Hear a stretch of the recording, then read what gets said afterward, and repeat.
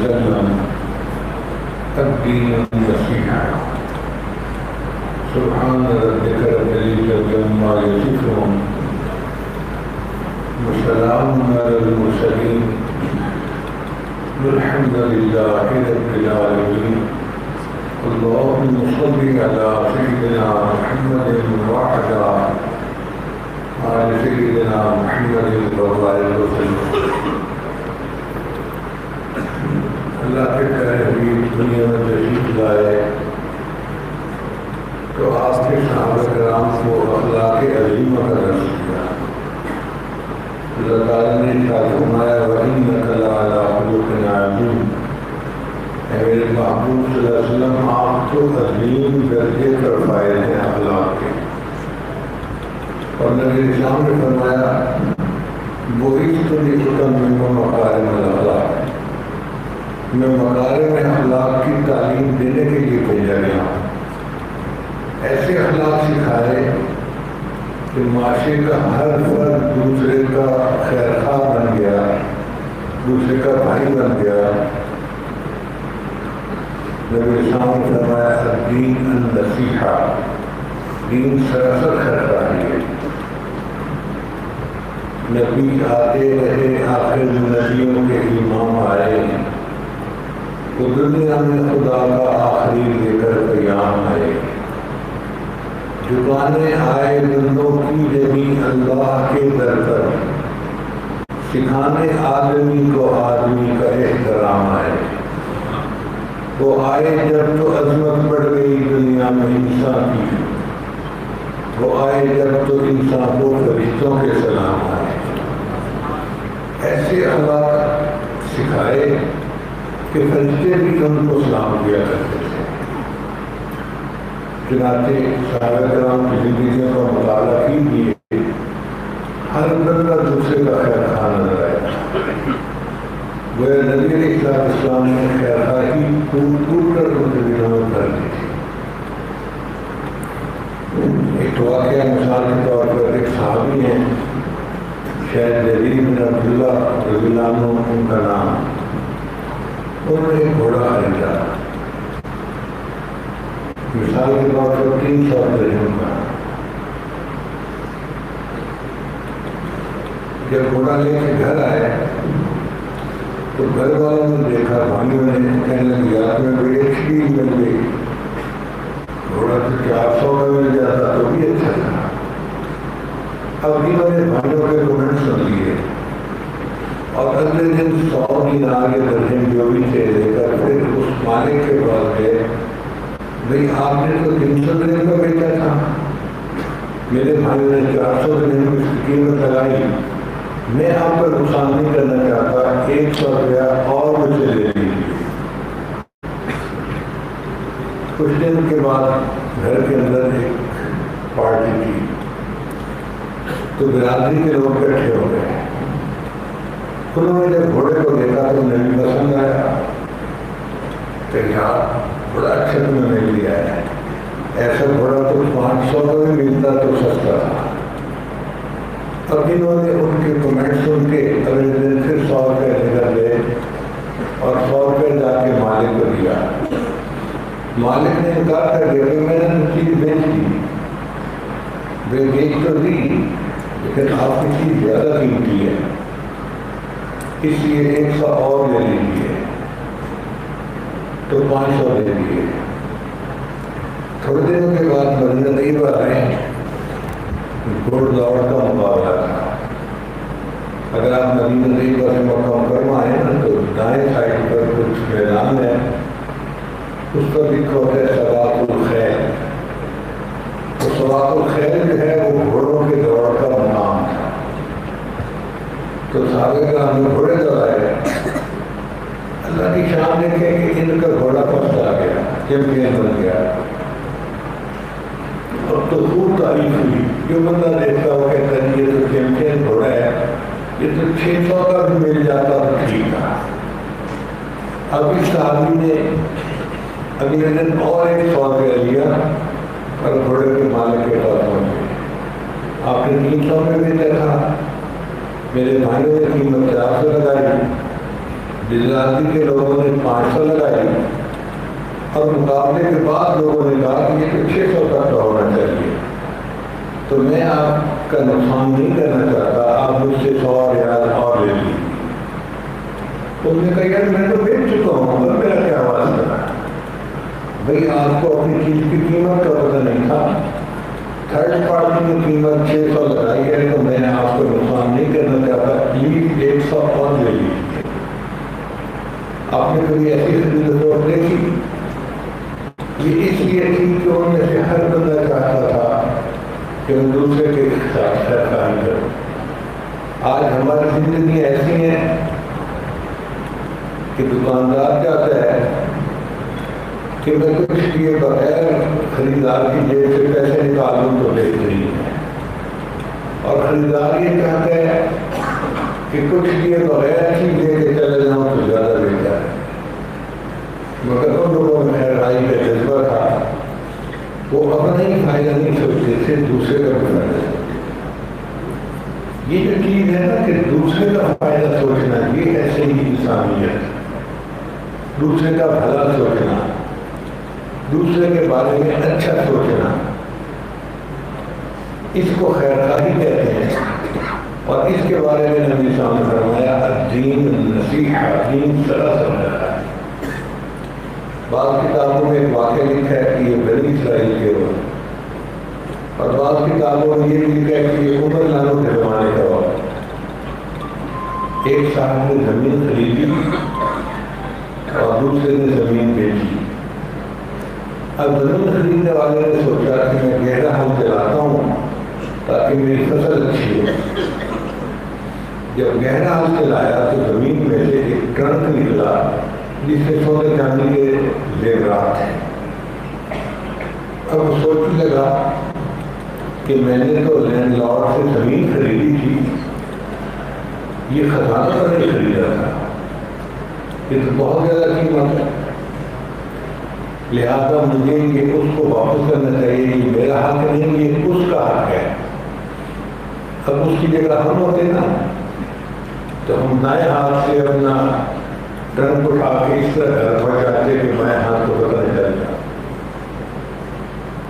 مگر ان لوگوں کے اندر خیرخواہی تھی، وہ ٹرنک لے کر لینڈ لارڈ کے پاس گیا، بھائی میں نے آپ سے زمین خریدی تھی، اس میں سے یہ خزانہ نکلا ہے، یہ میرا نہیں، یہ آپ کا ہے۔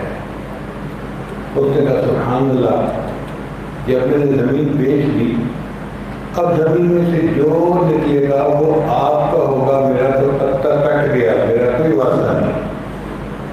اور دونوں کے درمیان تکرار ہو گئی، ایک کہے آپ لیں اور دوسرا کہے نہیں آپ لیں، آپ کا حق ہے۔ پھر اس بات پہ انہوں نے کہا کہ اچھا پھر قاضی سے فیصلہ کرواتے ہیں۔ لوہی کورٹ کے اندر انوکھا مقدمہ آ گیا۔ آج ہماری کورٹوں میں مقدمات آتے ہیں، ایک پارٹی کہتی ہے یہ میرا حق ہے، ہر قیمت پر میں لے کر رہوں گا، اور دوسری پارٹی کہتی ہے کہ اس کی خاطر میں خون کا آخری قطرہ بھی بہا دوں گا۔ مگر تاریخ انسانیت کا یہ انوکھا واقعہ، ایک بندہ کہتا ہے کہ یہ میرا حق نہیں، میرے بھائی کا حق ہے، دوسرا بندہ کہتا تھا نہیں یہ میرا حق نہیں، میرے بھائی کا حق ہے۔ اب جج صاحب آپ فیصلہ کیجیے۔ قاضی نے دونوں طرف کے حالات سنے اور اینڈ کے اوپر اس نے کہا کہ بھائی میں ججمنٹ ایسے تو نہیں دے سکتا کہ یہ اس کا حق ہے، یہ اس کا حق ہے۔ البتہ میری بات چیت سے یہ پتہ چلا ہے کہ دونوں میں سے ایک کے گھر میں بیٹی جوان ہے اور ایک کے گھر میں بیٹا جوان ہے۔ میرا مشورہ یہ ہے کہ ان دونوں کی آپس میں شادی کر دی جائے اور یہ خزانہ ان بچوں کو جہیز کے طور پر دے دیا جائے۔ خیرخواہی اتنی عام تھی کہ ہر بندہ دوسرے کا خیر خواہ، ہر عورت دوسری عورت کی خیر خواہ، کیونکہ نبی اسلام نے فرما دیا تھا الدین النصیحہ، دین سراسر خیر خواہی ہے۔ جو دیندار ہے وہ خیر خواہ ہے، اور جو خیر خواہ نہیں وہ دیندار ہے نہیں۔ یہ دونوں معرفہ ہیں، الدین اور النصیحہ، اور علماء جانتے ہیں کہ جب دونوں معرفہ ہوں تو ان میں لازم و ملزوم کا تعلق ہوتا ہے، یعنی دین اور خیرخواہی کا چوری دامن کا ساتھ ہے، یہ ایک دوسرے کے ساتھ جڑے ہوئے ہیں۔ جہاں خیرخواہی ہوگی وہیں دینداری ہوگی، اور جہاں دینداری ہوگی وہیں خیرخواہی ہوگی۔ ایسا ہو ہی نہیں سکتا کہ دیندار بھی ہو اور بدخواہ بھی ہو۔ اب ہم دیندار بھی بڑے بڑے پھرتے ہیں اور بدخواہ بھی ٹکا کے ہوتے ہیں۔ ایک ہی مسجد اور دو نمازی، اور دونوں ذکر کی محنت میں لگے ہوئے، دونوں تبلیغ کی محنت میں لگے ہوئے، دونوں کے چہروں پہ سنت سجی ہوئی ہے، اور دونوں ایک دوسرے کے ساتھ بدخواہی کر رہے ہوتے ہیں۔ یہ مسلمانوں والا کام ہے، ہمیں اپنی اصلاح کرنی ہو۔ یہ خیرخواہی کا جذبہ صحابہ سے چلا اور امت میں آگے اسی طرح پھیلا۔ چنانچہ امام اعظم ابو حنیفہ رحمۃ اللہ علیہ بڑے فقیر بھی تھے اور کپڑے کے بڑے تاجر بھی تھے۔ ریشم کے کپڑے کی تجارت کیا کرتے تھے، جو عورتوں کے کپڑے ہوتے ہیں تو ان کی تجارت کرتے تھے۔ اللہ کی شان دیکھیں کہ وہ عام طور پر تو دکان مغرب سے پہلے بند کرتے تھے، ایک تو ظہر کے بعد بند کر دی۔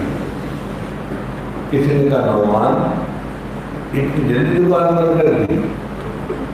فرمایا ہاں، آج آسمان پر بادل ہیں اور ویزیبلٹی اچھی نہیں، میں نے دکان بند کر دی کہ کم قیمت کپڑا کوئی زیادہ قیمت والا سمجھ کے نہ خریدے، اس کو دھوکہ نہ لگے، میں دکان ہی بند کر دیتا ہوں۔ اللہ اکبر کبیرہ، اس قدر خیرخواہی، اور یہ خیرخواہی اللہ رب العزت کو بڑی پسند ہے۔ کوئی بھی دوسرے کی خیرخواہی کرے گا وہ اللہ کا پسندیدہ بندہ بنے گا۔ قرآن مجید میں اس سورت کا نام ہے النمل، چیونٹی، انگلش میں اینٹ کہتے ہیں۔ اب چیونٹی کے نام پر سورت کا نام عجیب لگتا ہے، پڑھنے والا سوچتا ہے یہ احکم الحاکمین کا کلام ہے اور چیونٹی کے نام پہ اس کا نام رکھا ہوگا، اور اس صورت میں چیونٹی کا واقعہ بھی درج ہے۔ وہ واقعہ کیا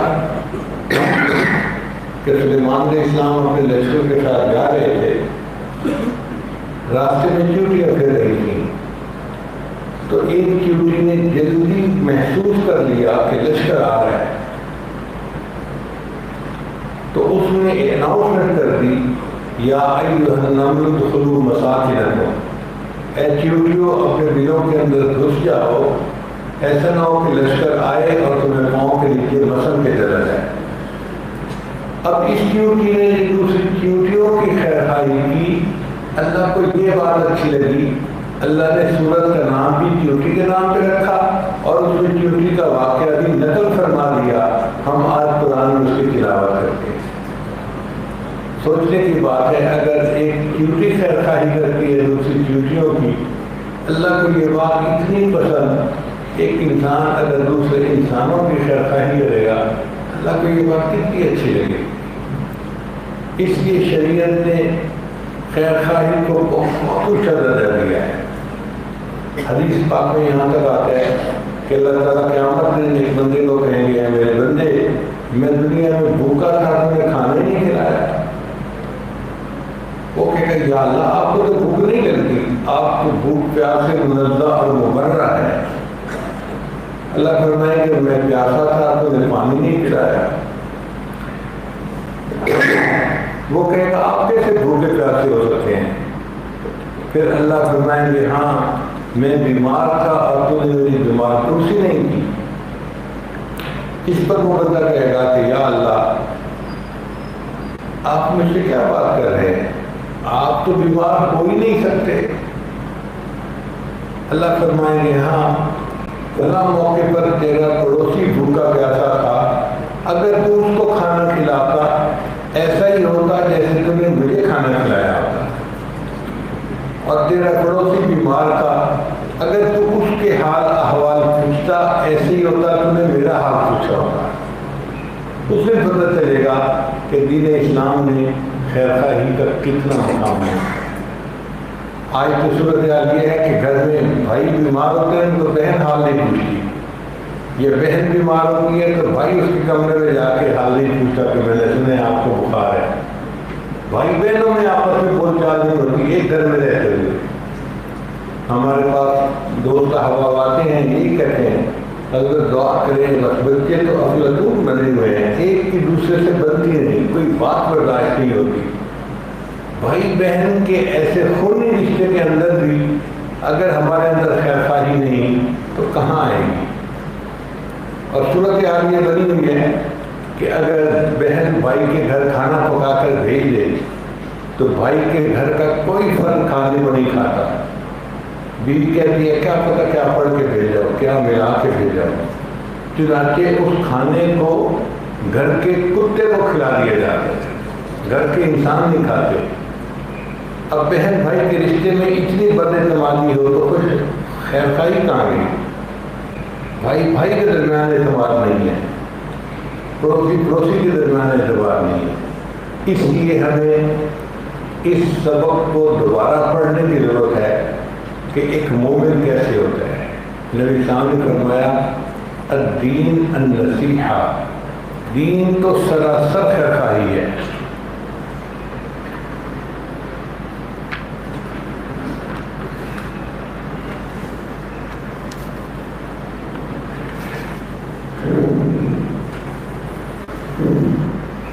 نبی صاحب نے ارشاد فرمایا خیر الناس من ينفع الناس، انسانوں میں سب سے بہترین انسان وہ ہے جو دوسرے انسانوں کو زیادہ فائدہ پہنچاتا ہے۔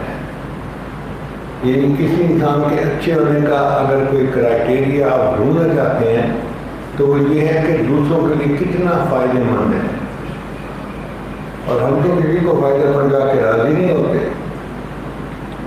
نبی صاحب نے فرمایا احب الناس الی اللہ انفعهم للناس، انسانوں میں سب سے زیادہ اللہ کو وہ بندہ پیارا ہوتا ہے جو دوسرے انسانوں کو زیادہ فائدہ پہنچاتا ہے۔ اگر ہم اللہ کا محبوب بننا چاہتے ہیں تو ہمیں دوسروں کو فائدہ پہنچانا ہوگا، دوسروں کو نفع پہنچانا ہوگا۔ احب الناس الی اللہ، انسانوں میں سب سے زیادہ اللہ کو پسندیدہ وہ بندہ ہے انفعهم للناس، جو انسانوں میں سب سے زیادہ دوسروں کو نفع پہنچانے والا ہے۔ تو اللہ تعالیٰ اس چیز کو پسند کرتے ہیں، ایک انسان دوسرے انسان کا خیر خواہ بنے، ایک مسلمان دوسرے مسلمان کی خیر خواہی کرے، اس کا بھلا سوچے، اس کا اچھا سوچے۔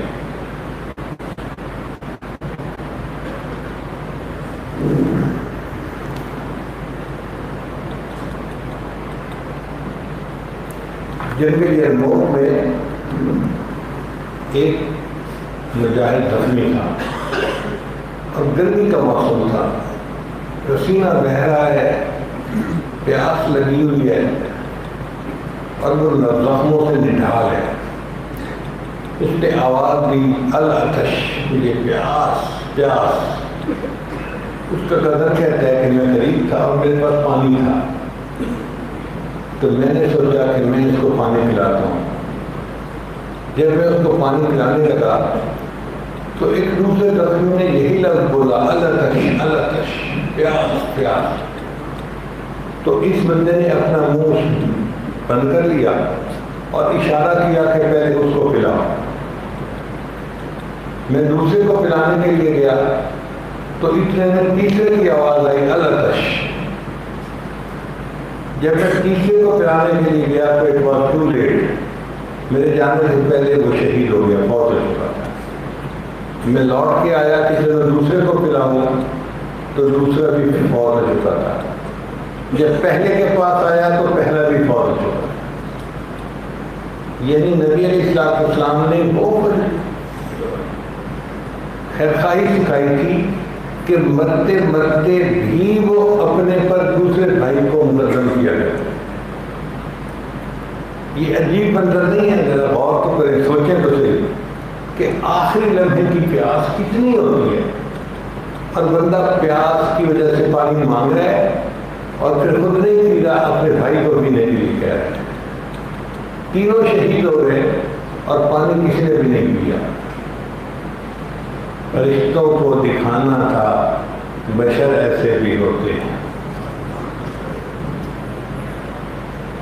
نبی علیہ السلام نے ایسی جماعت تیار کی تھی صحابہ کی کہ دکھانا یہ تھا کہ فرشتے بھی سمجھیں کہ انسان کیا ہوتا ہے، اس کے اندر کتنی خیر خواہی ہوتی ہے۔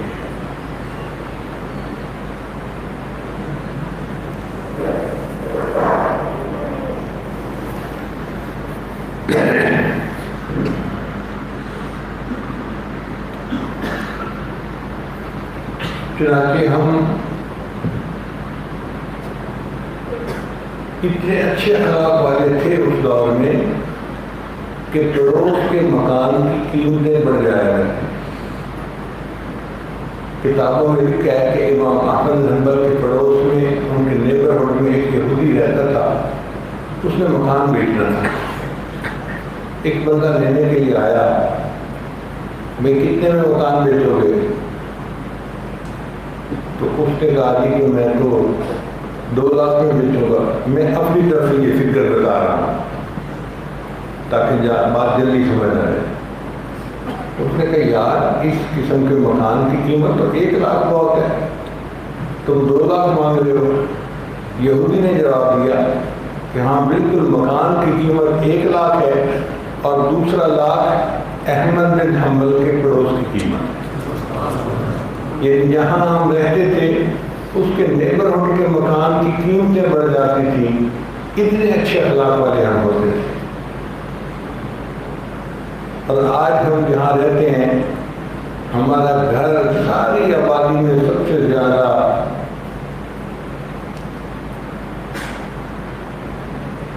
گندا ہوتا ہے، نہ گھاس کی کٹائی، نہ پھولوں کی کٹائی، نہ کچھ اور گندگی کے ڈھیر ہمیں دروازے بھی لگائے ہوتے ہیں۔ تو شریعت نے کہا کہ الدین النصیحہ، دین سراسر خیر خواہی ہے۔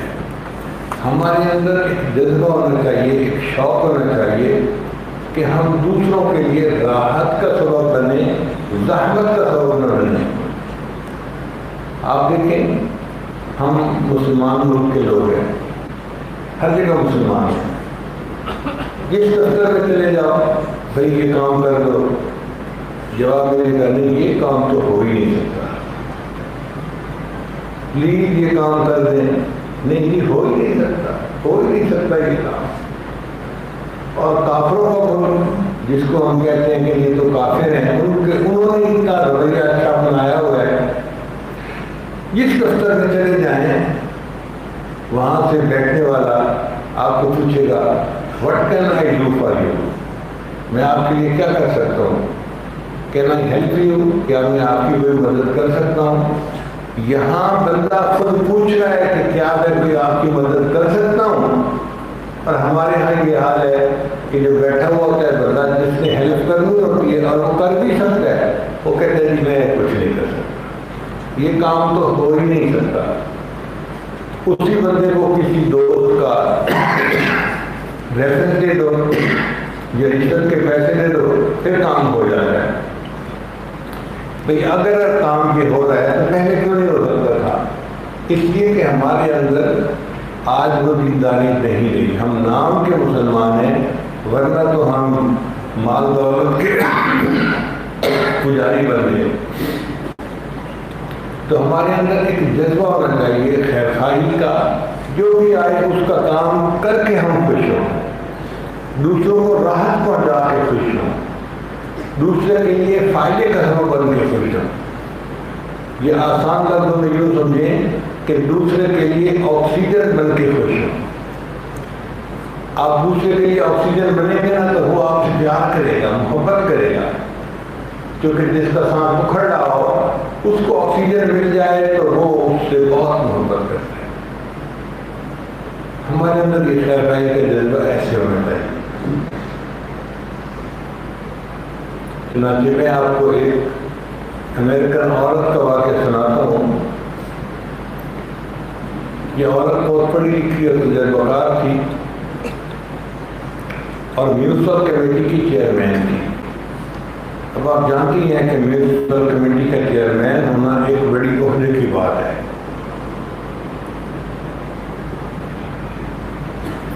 جب وہ ریٹائر ہوئی تو اس کو $5,00,000 بینیفٹ کے ملے، اس کی گریجویٹی، اس کا پروویڈنٹ فنڈ سب ملا کے $5,00,000 بنے۔ بڑے گھر میں وہ رہتی تھی، اس کے بینک اکاؤنٹ میں $5,00,000 ٹرانسفر ہو گئے۔ اللہ کی شان کی کار ایکسیڈنٹ میں اس کا خامد جو تھا وہ فوت ہو گیا اور وہ اکیلی ہو گئی۔ اس نے قریب کسی آبادی میں کام کے لیے جانا تھا تو اس نے سوچا کہ میں خود جا کے وہ کام کروا کے آتی ہوں، کیونکہ دفتروں کے کاموں کا تجربہ تھا، ایکسپیرینس عورت تھی۔ اس نے اپنی گاڑی نکالی، 4x4 بڑی گاڑی تھی، ہیوی گاڑی، اور ڈرائیو کر کے وہ گئی اور اس نے اپنا کام کروایا اور پھر واپس آ گئی۔ اب جب واپس گاڑی چلا کے آ رہی تھی تو دن کے کوئی 11-12 بجے کا وقت تھا کہ گاڑی کا ایک ٹائر پنکچر ہو گیا۔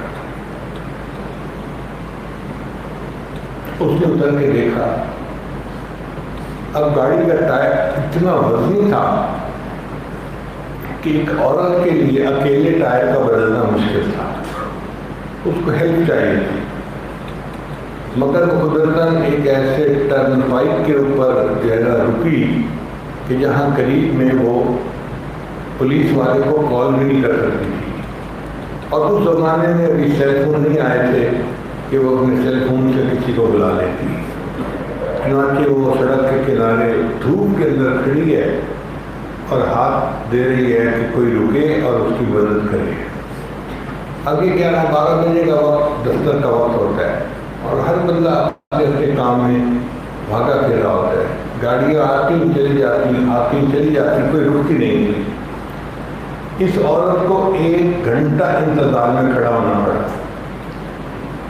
اب گرمی کی وجہ سے اس کو پسینے کی شدت بھی بہت تھی اور اس کی جلد ایسے جیسے سرخ ہو جاتی ہے۔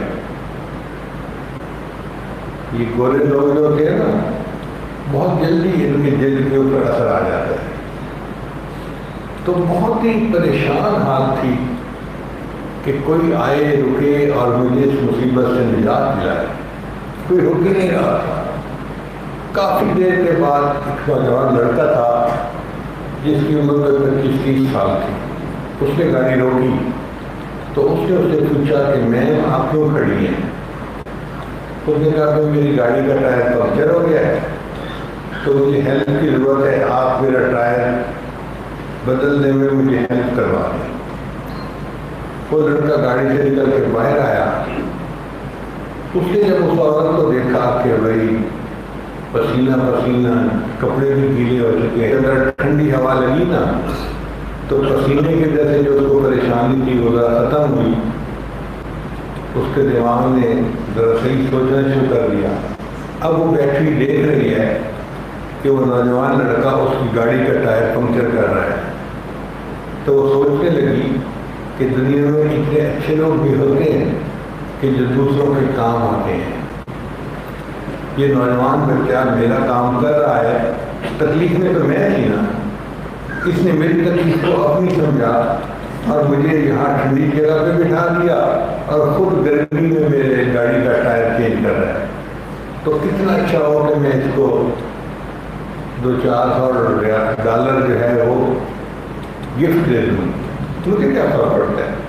میرے بینک میں تو $5,00,000 ہے، اگر $100 بھی دے دوں تو کوئی فرق نہیں پڑتا۔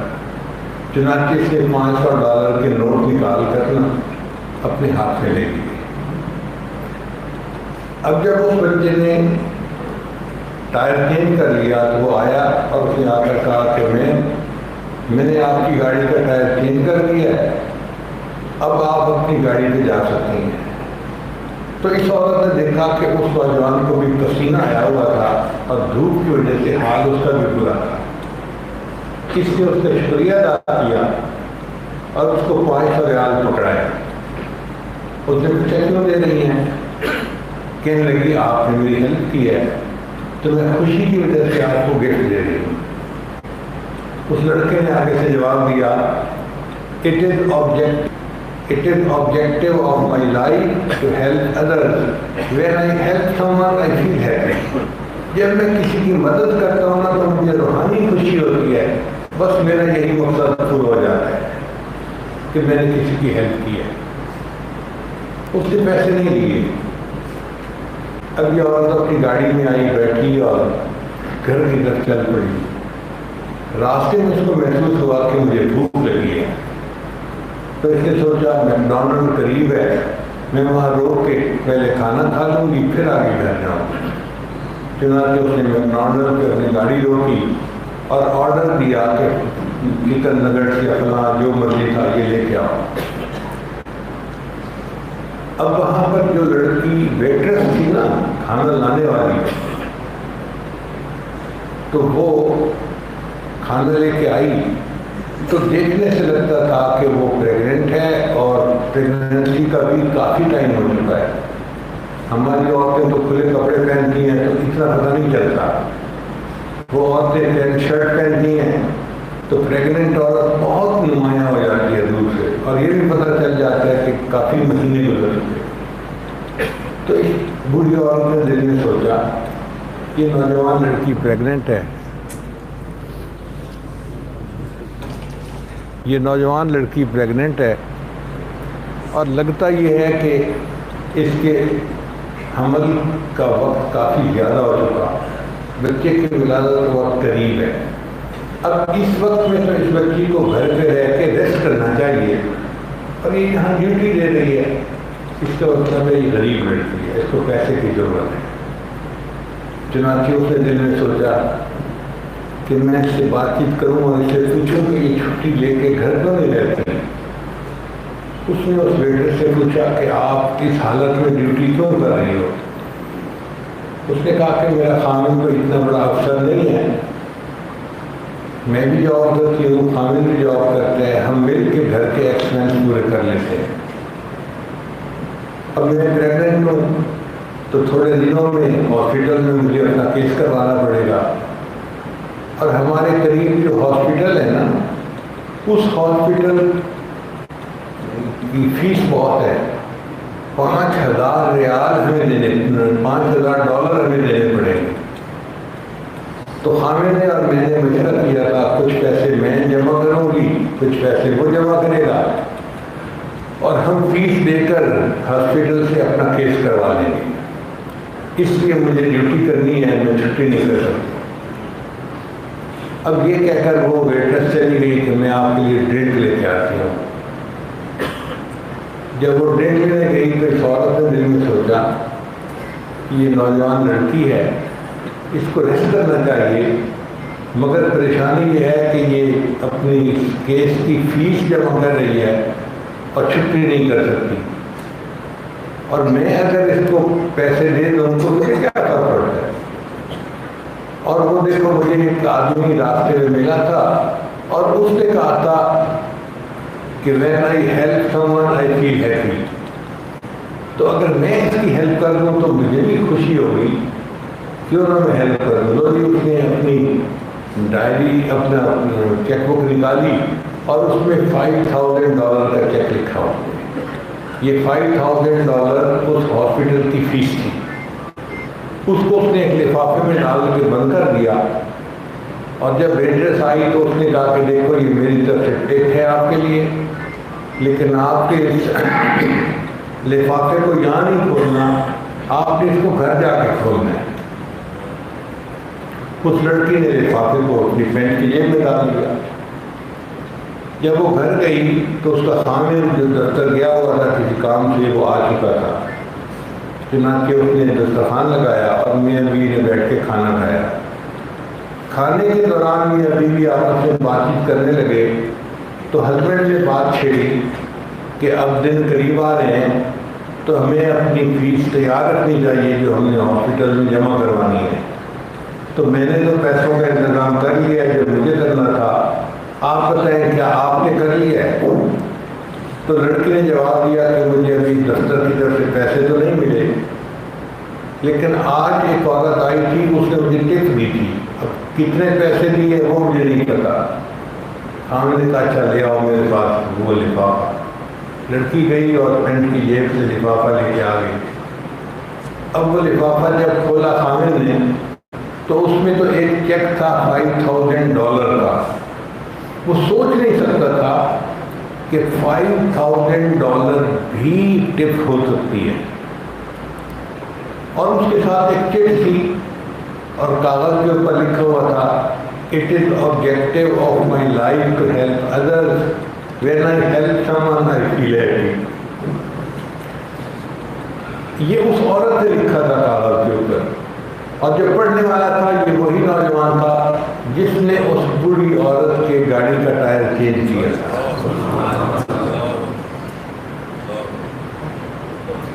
لڑکے نے عورت کے ساتھ خیر خواہی کی تھی، اللہ نے عورت کو ذریعہ بنا دیا، اس نے اس کی بیوی کے ساتھ خیر خواہی کی اور اس کی ولادت کے عمل کی جتنی فیس تھی اس کو ہدیہ اور تحفے میں دی۔ اس کو کہتے ہیں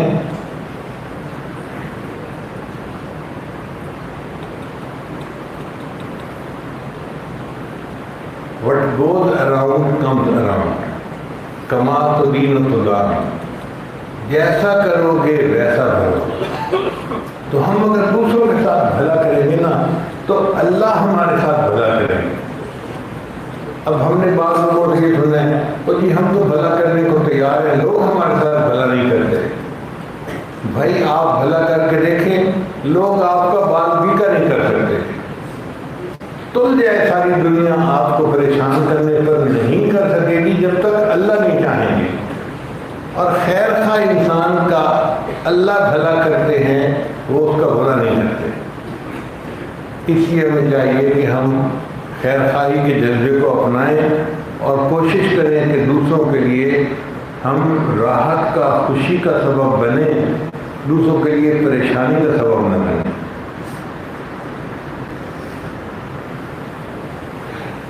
ہمارے علاقے میں ایک بزرگ گزرے ہیں، وہ پنجابی زبان کی عجیب اشعار کہا کرتے تھے۔ تو ایک شعر ہے تو پنجابی زبان کا، آپ شاید مطلب نہ سمجھیں، میں کوشش کروں گا کہ اردو میں ٹرانسلیٹ کر دوں۔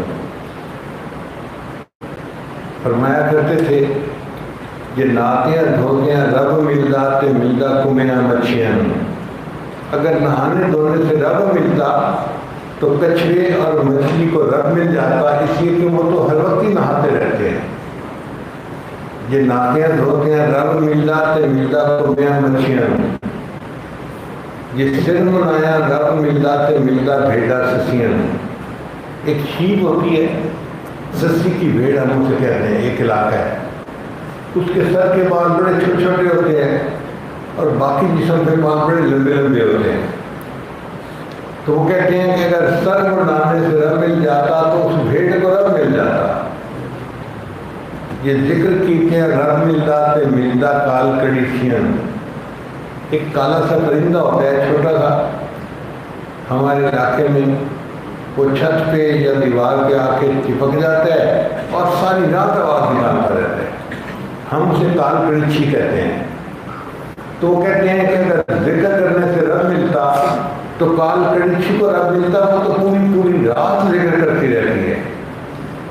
یہ جتیاں ستیاں رب ملدا تے ملدا دانا کھسیاں، اور اگر پاک دامنی کی زندگی گزارنے پہ رب ملتا تو جو امپورٹنٹ بل ہوتے ہیں ان کو رب مل جاتا، اس لیے کہ وہ تو فیمیل کے قابل ہی نہیں ہوتے۔ اور اینڈ پہ آ کے وہ نتیجہ نکالتے ہیں رب ملدا تے ملدا نیتاں اچھیاں۔ رب اگر ملتا ہے تو اچھی نیت والوں کو ملتا ہے، اس میں کوئی شک نہیں۔ جس بندے کی نیت اچھی ہوگی نا، وہ اپنوں کا بھی خیر خواہ اور غیروں کا بھی خیر خواہ، ہر کسی کا خیر خواہ، اس کو رب ملے گا۔ حدیث مبارکہ میں آتا ہے کہ نبی علیہ السلام مدینہ میں تھے تو مکہ والوں نے خط بھیجا کہ ابوالقاسم آپ بڑے اچھے اخلاق والے ہیں، اگرچہ ہماری اور آپ کی دشمنی ہے، مگر ہمیں قحط نے پریشان کر دیا ہے، اور ہم بھوکوں مر رہے ہیں. ہم آپ سے ہیلپ چاہتے ہیں، ہمارے لیے دعا کر دیں کہ اللہ ہمیں قحط سے نجات عطا فرمائے. اب اگر ہم جیسا کوئی ہوتا نا تو ہم بیٹھ کے کہتے دیکھا اب ان کو پتہ چلا ہماری مخالفت کی چیزوں نے، ہمیں مکہ سے نکالا تھا، اب دیکھو اللہ نے کس حال میں ان کو پہنچایا. مگر نبی علیہ السلام نے وہ خط ملنے پر قریش مکہ کفار کے لیے دعا کی، اللہ نے دعا قبول کر لی اور قحط سے ان کو آزاد فرما. تو جو دشمنوں کے لیے بھی رحمت کا باعث ہو وہ رحمت للعالمین. جو عاصی کو کملی میں اپنی چھپا لے، جو دشمن کو بھی زخم کھا کر دعا دے، اسے اور کیا نام دے گا زمانہ، وہ رحمت نہیں ہے تو پھر اور کیا ہے.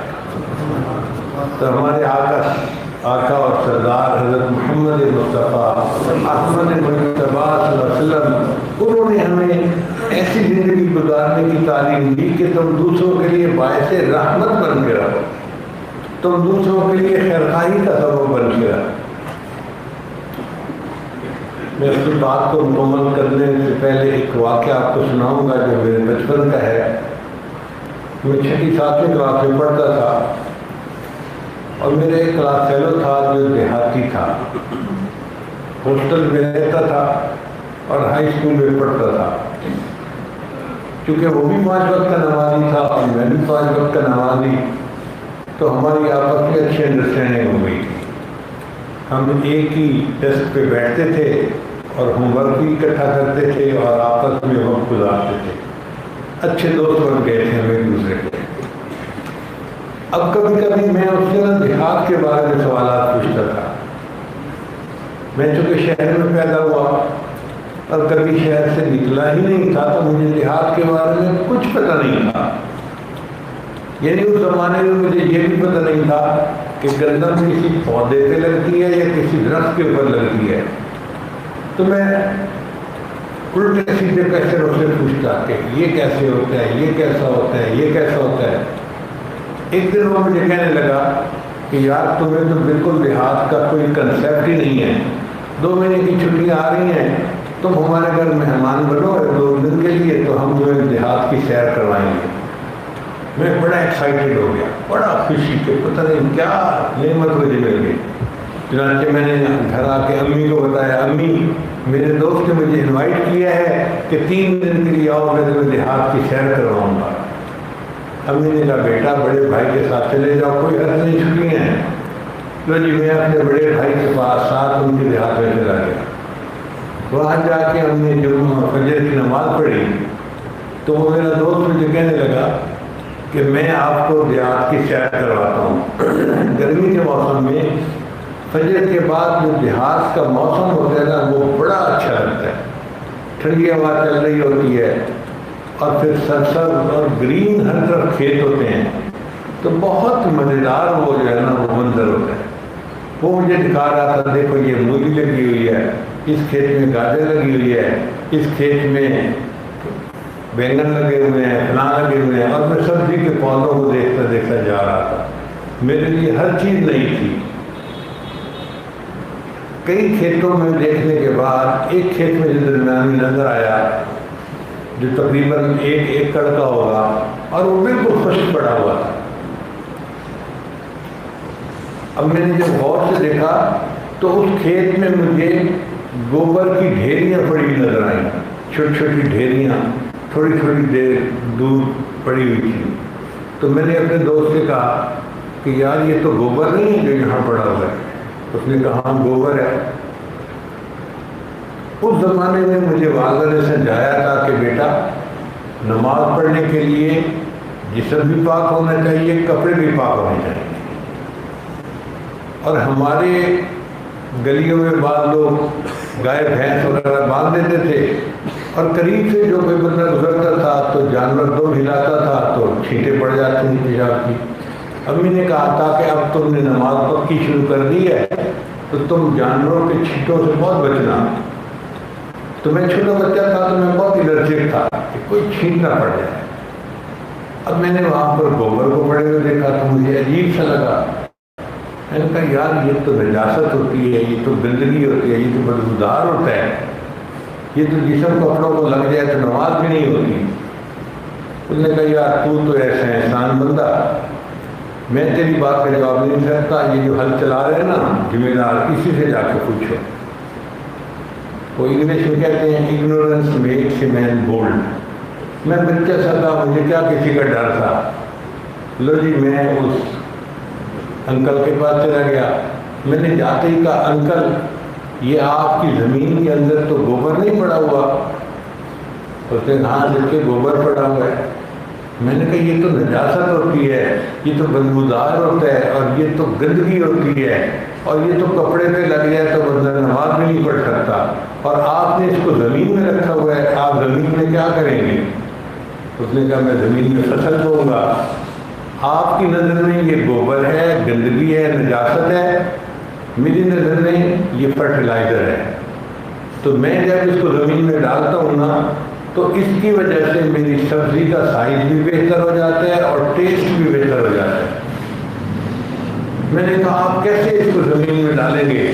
جو سبزی ہوگی تو سبزی بھی ناپاک ہوگی, کیا آپ ناپاک سبزی لوگوں کو کھلائیں گے؟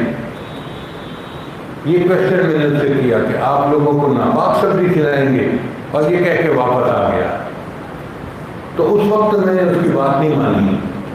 لیکن آج اس عمر میں بیٹھ کے جب میں سوچتا ہوں تو مجھے یہ بات سمجھ میں آتی ہے کہ جس کو ہم گوبر کہتے ہیں, نجاست کہتے ہیں, گندگی کہتے ہیں, ناپاک چیز کہتے ہیں, اس کو زمین میں ملایا گیا تو اس نے وہاں ہونے والی فصل کو فائدہ پہنچا دیا. ہم انسان ہو کر اگر دوسرے کو فائدہ نہیں پہنچاتے تو کہیں قیامت کے دن ہمیں یہ نہ کہیں اللہ کہ میرے بندے تو گوبر اور نجاست سے بھی کیا گزرا تھا, ساتھ والے کو فائدے کی وجہ تو الٹا نقصان پہنچایا کرتا تھا, تو کس کام میں انسان ہے؟ کاش کہ اللہ تعالیٰ ہمیں اچھا انسان بننے کی توفیق عطا فرمائے.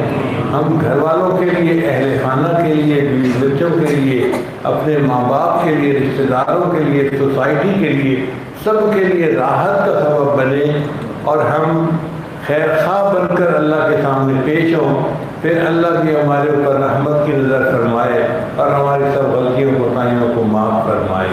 وآخر دعوانا ان الحمد للہ رب العالمین.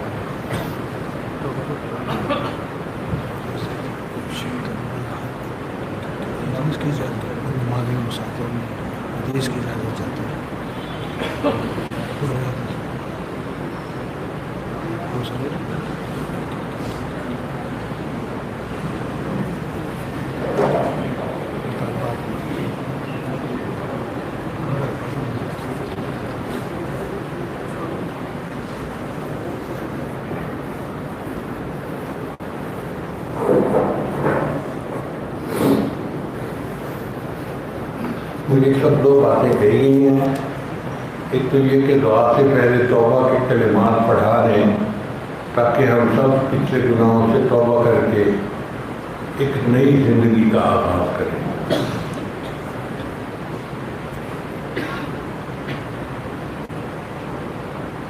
تو یہ آج توبہ کے کلمات پڑھے گا, ساتھ ساتھ پڑھتے جائیے سلسلے کے ساتھ. اور جو لوگ بیعت ہونا چاہتے ہیں وہ بیعت کی نیت کے ساتھ کر لیں تو توبہ بھی ہو جائے گی اور بیعت کا تعلق بھی ہو جائے گا. پڑھیے بسم اللہ الرحمن الرحیم. لا الہ الا اللہ محمد رسول اللہ. آمنت باللہ وملائکتہ وکتبہ ورسلہ والیوم الآخر والقدر خیرہ وشرہ من اللہ تعالی والبعث بعد الموت. آمنت باللہ کما ہوا باسمائہ وصفاتہ وقبلت جميع أحكامه إقرار باللسان وتصديق بالقلب أشهد أن لا إله إلا الله وأشهد أن محمدا عبده ورسوله أستغفر الله ربي من كل ذنب وأتوب إليه برحمتك یا ارحم الراحمین۔ ان کلمات کو پڑھنے سے ہم تو ظاہر ہو چکے ہیں، چند معمولات ہیں، اگر ان کو باقاعدگی سے کریں گے تو اللہ تعالیٰ دل کو منور کرے گا۔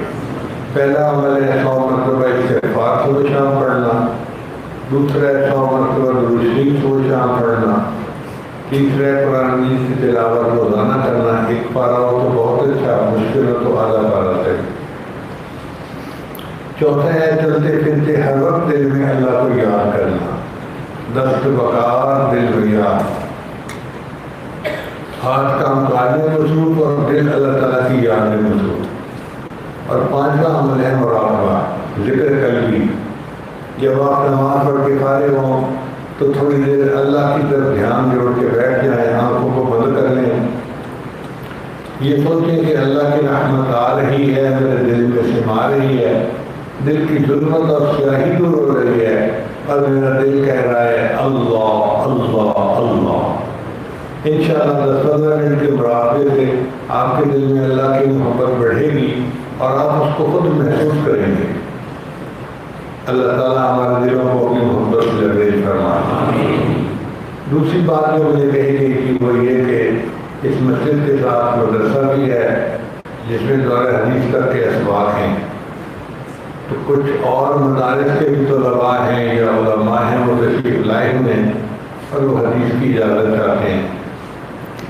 بھئی اس معاملے میں کھری بات تو یہ ہے کہ میں حدیث کی اجازت دینے کا اہل نہیں ہوں، لیکن چونکہ انہوں نے فرما دیا ہے تو الامر فوق الادب۔ الحمدللہ مجھے اپنی زندگی میں اپنا علم استادوں سے حاصل کرنے کا موقع ملا۔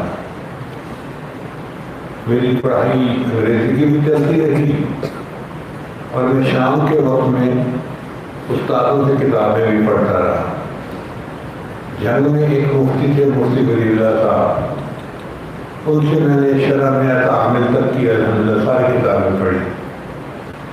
پھر ہمارے استاد تھے مولانا محمد ارشاد، ان کو امام الصرف و نحو کہا جاتا تھا، ان سے میں نے 3 دفعہ دورہ صرف نحو بھی کیا۔ انہوں نے 2000 الفاظ سے سیرے نکلوائے اور خوب محنت کروائی۔ ایسا اس زمانے میں جذبہ تھا کہ جو لفظ سامنے آتا تھا نا ہم اسی کے سیرے نکالنا شروع کر دیتے تھے۔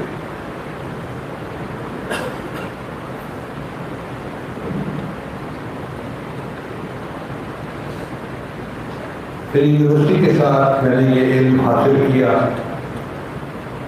لاہور انڈین یونیورسٹی کے بالکل دیوار کے ساتھ ایک محلہ ہے، اس کا نام ہے بیگم پورہ۔ وہ محلہ کسی مغلیہ شہزادی نے آباد کروایا تھا۔ وہاں پہ کچھ مکان ہیں جو مغلیہ بادشاہوں کے مکان کی طرح بنے ہوئے ہیں، تو پتہ چلتا ہے کہ شاہی گھر میں ہیں۔ تو اس شہزادی کے آباد کرنے پر اس آبادی کا نام بیگم پورہ پڑ گیا۔ وہاں پہ جامع مسجد میں ایک مدرسہ تھا، اس کا نام تھا ضیاء العلوم۔ اس کے جو محتمم تھے اور ناظم مفتی تھے وہ گلگت کے رہنے والے علماء تھے۔ تو میں محتمم صاحب کے پاس گیا، میں نے بتایا کہ جی میں ہوں تو یونیورسٹی کا طالب علم، لیکن میرے دل میں اللہ نے شوق ڈالا ہے، میں دین کا علم پڑھنا چاہتا ہوں، تو میں شام کو آپ کے پاس 2-3 گھنٹے کے لیے آ جاؤں گا۔ آپ اپنے مدرسے کے استادوں کو فرما دیں کہ وہ مجھے ایک سبجیکٹ پڑھا دیں۔ وہ تو بہت خوش ہو گئے، کیونکہ 1970 کی بات ہے، 71 کی۔ اس زمانے میں مدرسوں میں کوئی انجینئر یا ڈاکٹر نہیں آیا کرتا تھا، تو ان ان کے لیے یہ انوکھی بات تھی کہ یونیورسٹی کا بچہ پڑھنے کے لیے آ گیا. انہوں نے خوشی خوشی سب استادوں کو بلایا اور کتابیں ذمہ دلا دی, آپ یہ سبجیکٹ پڑھائیں گے, آگے بڑھیں. چنانچہ میں نے استادوں سے کتابیں پڑھنی شروع کر دی.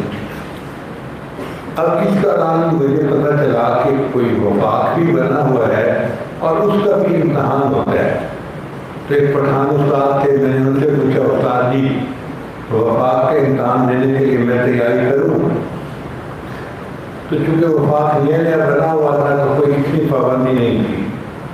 تو وہ کہنے لگے بھائی ہم نے بھی اپنے استادوں سے علم سیکھا ہے اور آپ بھی بس علم سیکھو, کیا ضرورت ہے سند دینے کی اور کاغذ دینے کی. میں نے آگے سے کہا استاد جی اگر امتحان دے دوں تو کیا تصدیق ہو جاتی ہے؟ کہنے لگے بس تم دنیا دار بچے جو ہے نا تمہارے دماغوں میں گھسی ہوتی ہے دنیا, کاغذ کی ضرورت ہے یا علم کی ضرورت ہے؟ علم کی ضرورت ہے. تو خیر میں چپ ہو گیا.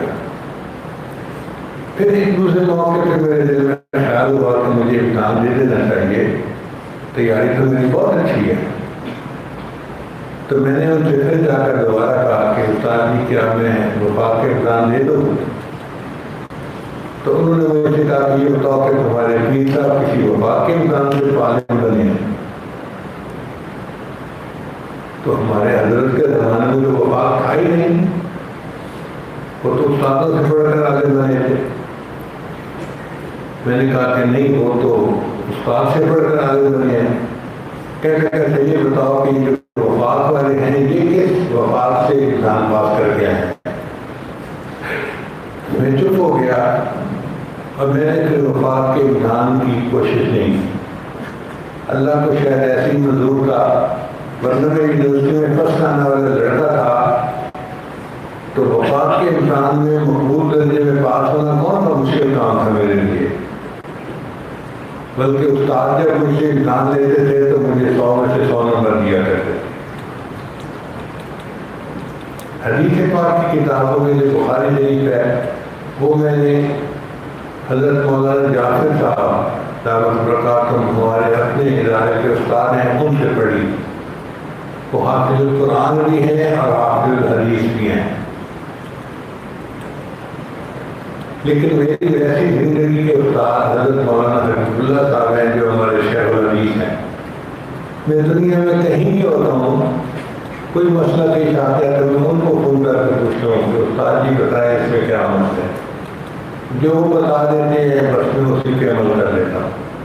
حتیٰ کہ جب میں نے کوئی بیان وغیرہ کرنا ہوتا ہے تو میں اس کے نوٹس لکھ کر ان کے سامنے پیش کرتا ہوں, وہ اس میں ترمیم ترسیل کر دیتے ہیں.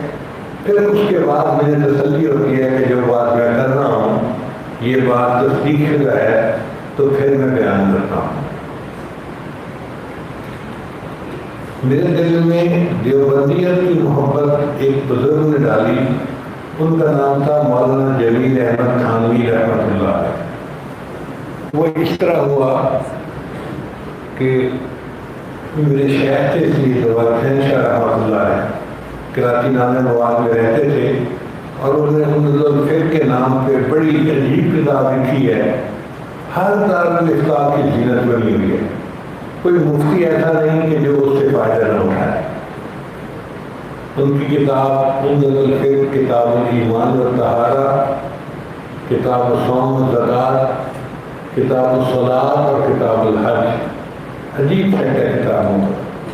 اتنی جزیات ہیں کہ کسی ایک کتاب میں اتنی جزیات نہیں ملتی.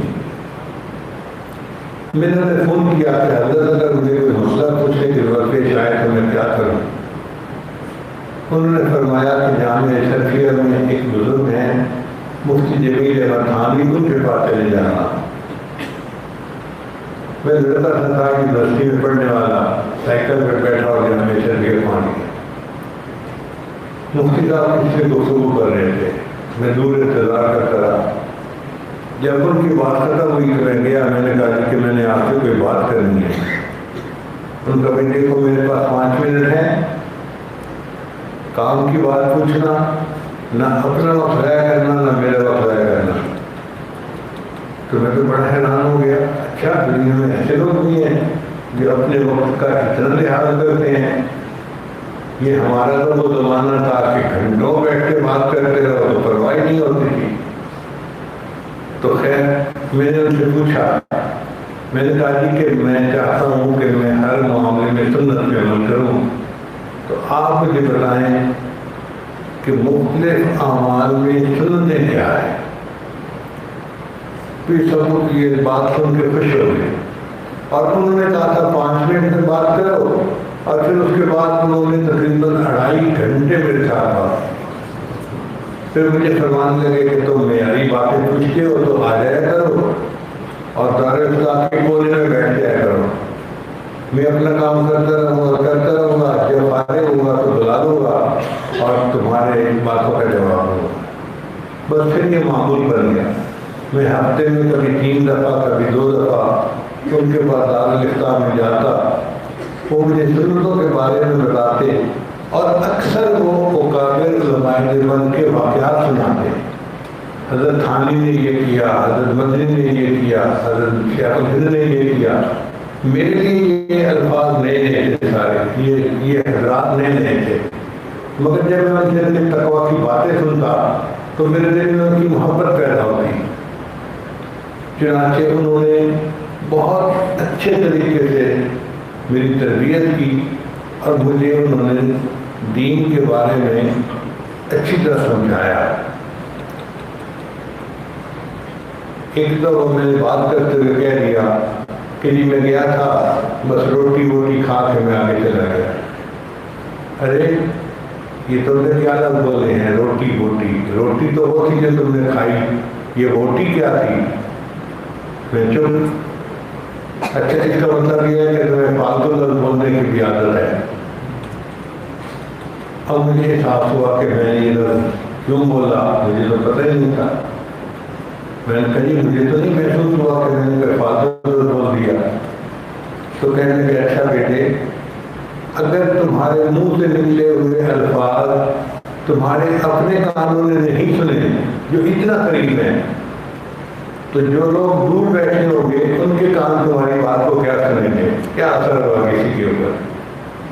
اس طرح انہوں نے سچ بولنے کی عادت ڈالی، غیبت سے اور ایسے مبہم الفاظ بولنے سے روکا ٹوکا، اور زندگی کے معاملات میں صفائی معاملات کے اوپر بہت زور دیا. پھر کتاب بھی دی کہ اس کو پڑھو. حضرت حامد اللہ کی کتاب کی صفائی معاملات کی، اس کا شاید نام ہے. تو انہوں نے ایک تو دین کی محبت ڈالی اور دوسرا اکابر علماء دیوبند کی محبت دل میں خوب ڈالی. اللہ ان کو جزائے خیر عطا فرمائے. جو قرآن مجید کا علم تھا کچھ میں نے مدرسے میں رہ کے کیا تھا اور باقی یونیورسٹی کے زمانے میں نے اس کو مکمل کر لیا تھا. البتہ ہمارے استاد تھے قاری یامین صاحب، کشمیر کے تھے اور یونیورسٹی میں ایک مسجد کے امام تھے. تو ان کے پاس میں جاتا تھا شام کو 2 گھنٹے کے لیے. انہوں نے مجھے جمال القرآن کتاب پڑھائی شروع سے لے کے آخر تک، اور خوب انہوں نے روح کی مشق کروائی. ہم یونیورسٹی کے ہاسٹل میں بس آئین اور پتہ نہیں کیا کیا حروف نکالتے رہتے تھے. کوئی اگر ہماری آواز سنتا تو وہ سمجھتا کہ یہاں پہ بیوقوف لوگ رہتے. اچھا قاری تو میں نہیں بن سکا، لیکن اس سے اتنا فائدہ ضرور ہوا کہ جب کوئی بندہ قرات کرتا ہے نا تو مجھے پتہ چل جاتا ہے کہ اس کے واقعی جو حروف ہیں وہ مخارج سے اپنی صفات کے ساتھ ادا ہو رہے ہیں. ایک فہم آ گئی کہ اچھا قاری ہوتا کون ہے.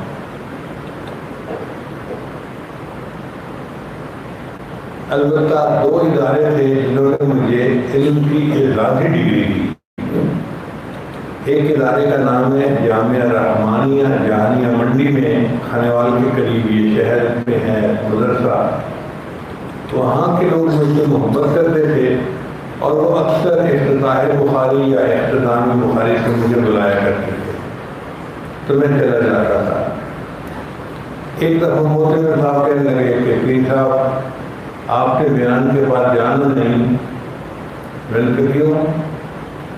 کہنے لگے کہ ہم نے آپ کی دستار بندی کروانی ہے۔ میں نے مجھے استاد جی کی خوشی میں تو انہوں نے ایک رجسٹر نکال کے دکھایا کہ یہ داخلہ رجسٹر ہے مدرسے کا، اور اس سال کے داخلوں میں میں نے سب سے اول آپ کا نام لکھ دیا تھا۔ آپ تو دین کی تبلیغ کرتے رہے اور میں یہاں آپ کی حاضری لگاتا رہا، تو پورے سال کی حاضریاں لگی ہوئی ہیں۔ اب آپ ریکارڈ کے حساب سے ہمارے مدرسے کے طالب علم ہیں، اور شکر یہ فیصلہ کیا ہے کہ ہم آپ کو اعزازی سند جاری کر دیں۔ تو میں خاموش ہو گیا۔ پھر انہوں نے مجمع میں دستار بندی بھی کروائی اور سند بھی جاری کی، اعزازی سند تھی۔ میں اس کو اپنے لیے اعزاز سمجھتا ہوں اور واقعی تصدیق سمجھتا ہوں۔ پھر اس کے بعد قاسم العلوم ملتان، جہاں پہ حضرت مفتی محمود رحمۃ اللہ علیہ شیخ الحدیث تھے، وہاں کے محترم مجھے ملنے کے لیے تشریف لائے اور فرمانے لگے میرے دل کی ایک تمنا ہے کہ آپ پوری ہو سکتی ہے۔ میں نے پوچھا حضرت کون سی تمنا ہے؟ کہنے لگے آپ کے رشیا کے حالات میں پڑے ہیں تو میرا دل چاہتا ہے کہ میں اپنے ادارے کی اعزازی سند آپ کو دے دوں۔ اب چونکہ پہلے جامعہ رحمانی والے محترم سے میں گفتگو کر چکا تھا، اس لیے میں نے کوئی چرا نہیں کی۔ میں نے کہا کہ حضرت یہ تو آپ کی مہربانی ہے، اگر آپ سمجھتے ہیں کہ یہ ڈگری مجھے ملنی چاہیے تو آپ دے دیں۔ چنانچہ دوسری ڈگری قاسم العلوم ملتان سے شروع۔ حدیث کی سند کو عالی کرنے کے لیے بھی اللہ نے مجھے چند موقع دیے جو میری زندگی کا سرمایہ ہے۔ پہلا واقعہ تو ہے کہ جو مجھے شاید 2005 میں پہلی مرتبہ دارالعلوم دیوبند گیا، تو وہاں کے جو محترم تھے اس وقت کے مفتی حضرت مولانا سالم قاسمی رحمۃ اللہ، قاری منتخب رحمۃ اللہ کے بیٹے تھے۔ انہوں نے اپنے گھر پہ کھانے کی دعوت دی، ہم حاضر ہو گئے۔ جب کھانا کھا لیا تو مجھے کہنے لگے پیر صاحب میرے ساتھ آئیں۔ یہ اللہ کی عجیب شان ہے کہ اس ناکارہ کو دیوبند کے جتنے علماء ہیں وہ پیر صاحب کے نام سے پہچانتے تھے، نام لینے کی ضرورت نہیں، صرف پیر صاحب کہہ دو تو وہ اس سے سمجھتے ہیں کہ میرے بارے میں بات ہوگی۔ تو میں ان کے پیچھے چلا گیا تو اپنے گھر کے ایک کمرے میں لے گئے، کہہ لگے پیر صاحب کی چارپائی پہ بیٹھ جائیں۔ میں بیٹھ گیا۔ مجھے کہنے لگے آپ کو پتہ ہے میں نے آپ کو اس چارپائی پہ کیوں بٹھایا ہے؟ تو میں نے آگے مذاق میں جواب دیا، حضرت میں ان پیروں میں سے نہیں ہوں جن کی بلیاں بھی علم غیب جانتی ہیں، تو مجھے تو نہیں پتا آپ مجھے کیوں بٹھایا ہے۔ پھر کہنے لگے اصل میں یہ کمرہ ہے حضرت مولانا قاسم ننوافی رحمۃ اللہ علیہ کا، اور یہ ان کی چارپائی ہے، اور میرا دل چاہا کہ میں آپ کو حدیث کی اجازت اس چارپائی پر بٹھا کے دوں۔ چنانچہ انہوں نے حدیث کی اجازت بھی دی اور لکھی بھی جب دی تو ان کی سند واقعی عالی تھی، وہ تو دارالعلوم دیوبند کے محترم تھے۔ پھر دوسرا موقع اور اللہ نے بنا دیا۔ حج کے بعد ہم حرم میں ٹھہرے ہوئے تھے فلائی کے انتظار میں۔ عصر کی نماز کے بعد میں نے دیکھا کہ ایک بہت ہی پتلے دبلے سے آدمی ہے، بالکل ہڈیوں کا ڈھانچہ۔ وہ ایک جگہ بیٹھے اور ان کے گرد جو طلباء ہے نا وہ آ کے سرخ رومال انہوں نے لپیٹے ہوئے تھے، انہوں نے آ کے دائرہ بنا لیا۔ اب جس بندے نے مدرسے کی کتابیں پڑھی ہو نا وہ ایک نظر دیکھ کے پہچان لیتا ہے کہ یہ کالج یونیورسٹی کی کتابیں ہیں یا یہ مدرسے کی کتابیں ہیں، سائنس سے ہی پتہ چل جاتا ہے۔ تو مجھے اندازہ ہوا کہ یہ حدیث کی کتابیں ہیں جو وہ بغل میں لے کے آئے تھے اور بیٹھ گئے۔ میں تھوڑا قریب ہوا تو ایک طالب علم نے پڑھنا شروع کر دیا، باب کیف کان بدء الوحی الی رسول اللہ صلی اللہ علیہ وسلم۔ مجھے اندازہ ہو گیا کہ یہ بخاری شریف کی پہلی حدیث کی تلاوت کر رہے ہیں۔ جب اس نے تلاوت کی تو ان بزرگوں نے سب بیٹھے طلباء کو اپنی طرف سے حدیث کی اجازت دی۔ مجھے دل میں خیال آیا کہ یہ کچھ بڑے بزرگ ہوں گے جو حرم میں بیٹھ کے حدیث کی اجازت دے رہے ہیں۔ تو ان کے خادم تھے، ایک لڑکا تھا انڈیا کا۔ میں نے اس سے پوچھا یہ بزرگ کون ہیں؟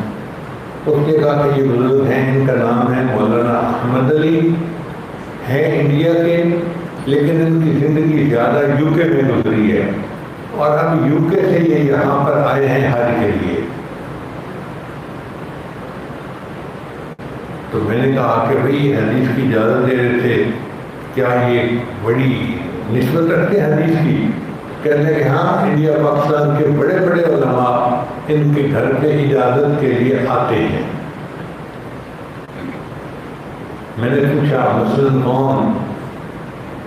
تو مجھے کہتے ہیں جیسے تمہارے تقی عثمانی، یعنی حضرت شیخ الاسلام کا نام اس نے لیا۔ تو مجھے تو سن کے خوشی ہو گئی کہ جب ہمارے سروں کے تاج حضرت شیخ الاسلام نامت برکاتوں جیسے حضرات ان کے پاس حدیث کی سند عالی کرنے کے لیے گئے، تو پھر ہمیں تو ضروری سند عالی کرنی چاہیے۔ میں نے کہا یار بات کرو ان بزرگوں سے کہ مجھے بھی اجازت دے دیں۔ اس نے پوچھا نام کیا ہے؟ میں نے کہا نام ہے ذوالفقار احمد نقشبندی۔ اب اس نے نام سنا تو اس نے وہی کھڑے کھڑے حضرت حضرت ایسے کرنا شروع کر دیا۔ مجھے بھی برا لگا، حرم کے اندر اس طرح کوئی دوسرے کو اونچی آواز سے نہیں پکارتا، کوئی بات کرنی ہے تو قریب جا کے بات کر لو، مگر وہ وہیں بیٹھے بیٹھے حضرت حضرت۔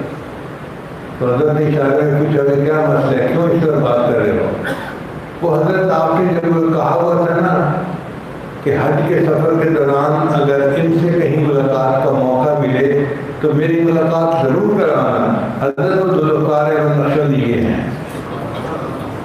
لوگ یہ سن کے وہ بزرگ کھڑے ہو گئے، تو میں نے کھڑے ہو کے مانتا کیا، بوسہ دیا ان کے ماتھے کو، اور میں نے عرض کیا کہ حضرت مجھے حدیث کی اجازت دے دیجیے۔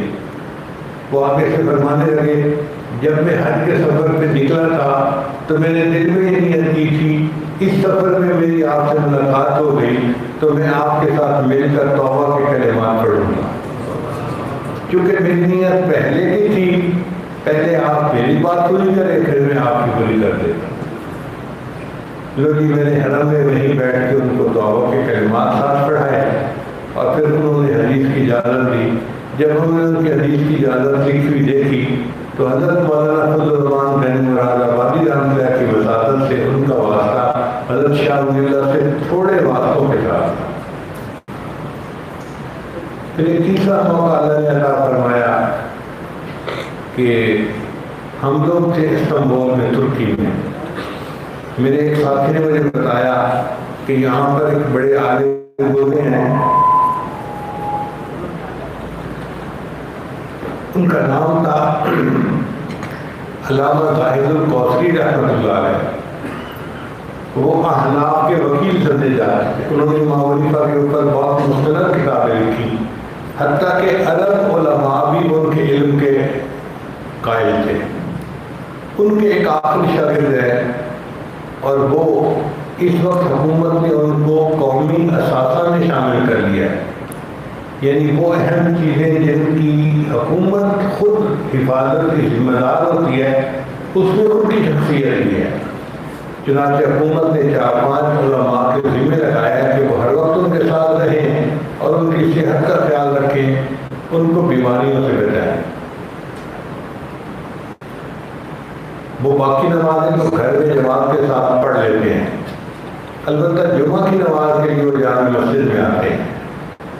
تو جمعہ میں 2 دن باقی تھے، ہم نے خوب دعائیں مانگی کہ یا اللہ ہمیں 2 دن کی مہلت دے دے اور ہمیں موقع دے کہ ہم ان کی زیارت بھی کر سکیں اور ان کی حدیث کی اجازت بھی لے سکیں۔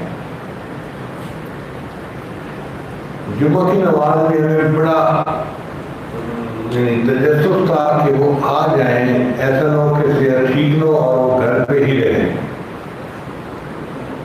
اللہ نے کیا وہ جمعہ کے لیے تشریف لے آیا۔ پھر ہمیں پتہ چلا کہ جامع مسجد کے ہال کے بالکل ساتھ ایک شیشے کا کمرہ بنایا ہوا تھا حکومت نے، وہ آ کے وہاں نماز پڑھتے تھے اور لوگ ان کو شیشوں میں سے دیکھ کے زیارت کر لیتے تھے، مگر ان سے ملاقات نہیں کر سکتے تھے۔ وہ 5-6 ڈاکٹر ان کے ساتھ ہی تھے۔ جب جمعے کی نماز پڑھی تو میں اس کمرے میں گیا، دروازے کے اوپر مجھے ڈاکٹروں نے روک لیا۔ اس نے پوچھا آپ کون ہیں؟ میں نے کہا ذوالفقار احمد نقشبندی۔ کہاں سے آئے ہیں؟ میں نے کہا پاکستان سے۔ کہنے لگا نہ پاکستان میں تو ہائی رہنے کنڈیشن بہت خراب ہے، ہم تو آپ کو ملنے کی اجازت نہیں دے سکتے۔ جو میں اب دروازے کے باہر کھڑا ہوں اور کوئی 5-6 فٹ کے فاصلے پہ وہ شیخ کھڑے ہیں، اتنے میں ان کا خادم باہر نکلنے لگا، وہ انگلش سمجھتا تھا، تو میں نے انگلش میں اس سے بات کی کہ بھائی مجھے ان شہر سے ملنا ہے اور یہ لوگ مجھے ملنے نہیں دیتے۔ اس نے کہا کہ یہ دستور ہے اور یہ پاکستانی بندے کو نہیں ملنے دیں گے، پتہ نہیں کیا کیا بیکٹیریا اور وائرس آپ وہاں سے لے کر آئے ہیں۔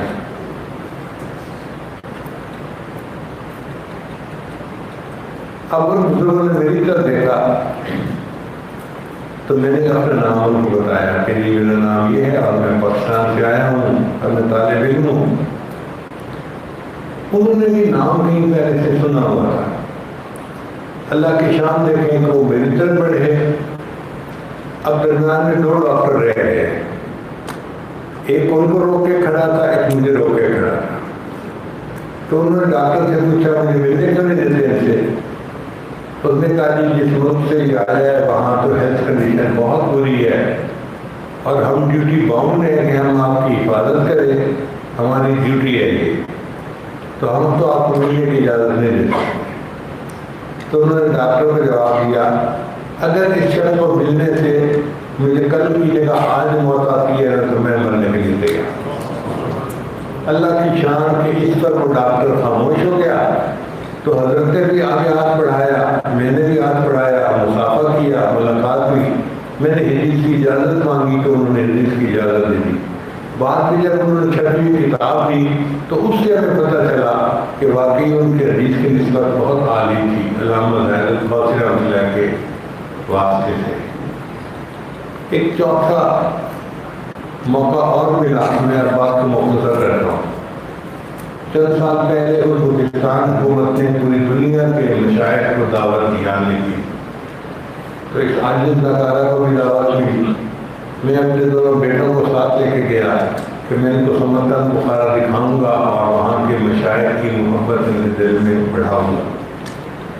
ہم لوگ بخارا کے ایک ہوٹل میں رکے ہوئے تھے کہ ایک دوست تھے ہمارے جو عالم تھے اور بخارا کے تھے، وہ ملنے کے لیے آیا اور مجھے کہنے لگے حضرت سیریا کے ایک شیخ آئے ہوئے ہیں جن کی حدیث کی نسبت بڑی عالی ہے اور بخارا کے جتنے علماء ہیں سب ان کے کمرے میں جا رہے ہیں اپنی نسبت کو عالی کرنے کے لیے، اور مجمع لگا ہوا ہے اور رش پڑا ہوا ہے، میں ابھی وہیں سے آیا ہوں اور مجھے آنے میں دیر ہو گئی۔ تو میرے دل میں چاہت ہوئی کہ بھئی اگر اتنی بڑی نسبت رکھنے والے کوئی ہیں کہ بخارا کے سارے علماء ان کے پاس جا رہے ہیں تو ہم بھی جائیں۔ تو میں نے اپنے ساتھیوں کو کہا کہ بھئی 20 نکالو، ہم بھی چلتے ہیں ان شیخ کی زیارت کریں گے۔ ہمارے دوست ہیں مصطفیٰ کمال صاحب، وہ کہنے لگے حضرت جانے کی ضرورت نہیں ہے۔ میں نے پوچھا کیوں؟ کہنے لگے کہ میں نے جب مسجد میں اثر کی نماز پڑھی تھی اور وہ شیخ میرے ساتھ نماز میں تھے شامل، انہوں نے میرا امامہ کپڑے دیکھ کے مجھ سے سوال کیا کہ تم کن سے تعلق رکھتے ہو بیت کا؟ تو میں نے آپ کا نام لیا تھا۔ تو وہ کہنے لگے کہ میرے دل میں بھی چاہت ہے کہ میں نے ان کا نام سنا ہوا ہے کہ میں بھی ان سے ملاقات کروں، اگر کبھی وہ فارغ ہوں تو مجھے فون کر دینا، میں 10 منٹ میں پہنچ جاؤں گا۔ تو حضرت جب انہوں نے کہا ہوا ہے کہ میں 10 منٹ میں پہنچ جاؤں گا تو جانے کی کیا ضرورت ہے؟ میں نے کہا مجھے اچھا نہیں لگتا، طلب کا تقاضا تو یہ ہے کہ ہم چل کے جائیں۔ اس نے کہا حضرت ہم جائیں گے تو رش اتنا ہے کہ کسی نے ہمیں اندر ہی داخل نہیں ہونے دینا، میں فون کر دیتا ہوں تو یہاں سے شیٹ لائیں گے تو آسانی سے ملاقات ہو جائے۔ تو نہ چاہتے ہوئے بھی میں نے کہا کہ ٹھیک ہے کر لو فون۔ انہوں نے فون کیا، اللہ کی شان 10 منٹ کی بجائے وہ 8 منٹ میں ہمارے کمرے میں تشریف لائے۔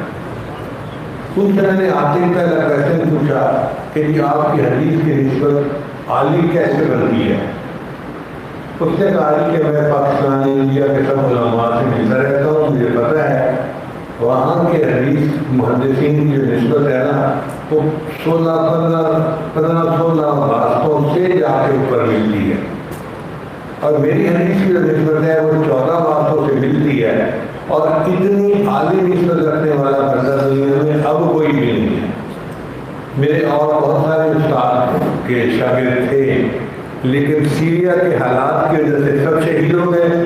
اب میں اکیلا باقی بیٹھا ہوں اور اللہ نے عالی سند مجھے دی ہے۔ پھر ہم نے ان سے پوچھا تو انہوں نے کہا کہ میرے جو استاد ہیں وہ ڈاکٹر عبداللطیف فرفور ہیں۔ مفتی حضرات جو ہدایت کو کثرت سے استعمال کرتے ہیں، یہ علامہ شامی رحمۃ اللہ کے فتاویٰ کو کثرت سے استعمال کرتے ہیں، وہ فرفور کے کام سے واقف ہیں۔ تو ڈاکٹر عبداللطیف فرفور کے واسطے سے علامہ ابن عابدین علامہ شامی رحمۃ اللہ کی وساطت سے ان کا واسطہ نبی اسلام کے ساتھ بہت کم باتوں سے ملتا تھا۔ ہم نے ان کی لکھی ہوئی سند کو بار بار چیک کیا تو پھر ہمیں محسوس ہوا کہ واقعی یہ حدیث کی نسبت بڑی عالی تھی جو اللہ نے ہمیں عطا کی۔ بہرحال یہ چند باتیں اس لیے کہہ دی کہ میں آپ کو اپنا بیک گراؤنڈ بتا دوں کہ میں نے علم شخصی مطالعے سے نہیں پڑھا، استادوں سے پڑھا ہے۔ وہ الگ بات ہے کہ میں غیر وفاقی طالب علم نہیں تھا، اللہ کو منظور ایسے ہی تھا، لیکن چونکہ استادوں سے پڑھا ہے اور پھر 2 جامعات کی اعزازی سند بھی ہے تو الحمدللہ ثم الحمدللہ کہ اس عاجز کے طالب علم ہونے پر علماء نے یہ اعتماد کیا ہے۔ اور پھر اپنے استادوں کے بارے میں بھی اس لیے بتا دیا کہ آپ لوگوں کو پتہ رہے کہ تعلق ہے ان کے ساتھ۔ اب اس مجمع میں جتنے دور حدیث کے طلباء ہیں یا درجہ مشکات کے طلباء ہیں یا وہ علماء جو علم حاصل کر چکے اور اب دعوت کا کام یا امامت کی دعوت کا کام کر رہے ہیں اور وہ اپنی حدیث کی سطح کو عالی کرنا چاہتے ہیں، تو ان تمام حضرات کو اس عاجز کی طرف سے حدیث کا علم آگے پڑھانے کی اجازت ہے۔ اللہ تعالیٰ اگر تقویٰ و طہارت کے ساتھ دین کا کام کرنے کی توفیق عطا فرمائے اور قیامت کے دن ہمیں نبی اسلام کے قدموں میں سرخروئی عطا فرمائے۔ وآخر دعوانا ان الحمد للہ رب العالمین۔ فرما رہے ہیں کہ قریب مدرسہ ہے طالبات کا، معلمات فاضلات طالبات بخاری شریف یا مشکات شریف کے درجے سے تعلق رکھنے والی ہیں، ان سب کو بھی اس کی اجازت ہے۔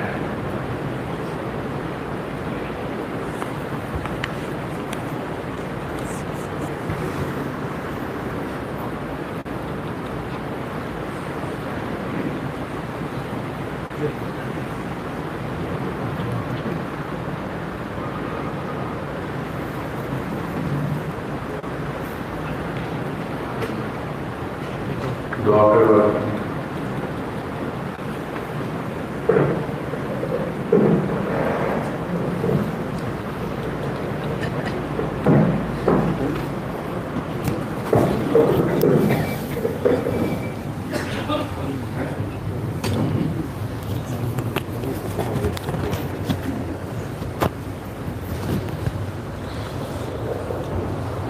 اللهم لك الحمد كما أنت أهل، فصل على محمد كما أنت أهل، وافعل بنا ما أنت أهل، إنك أهل التقوى وأهل المغفرة.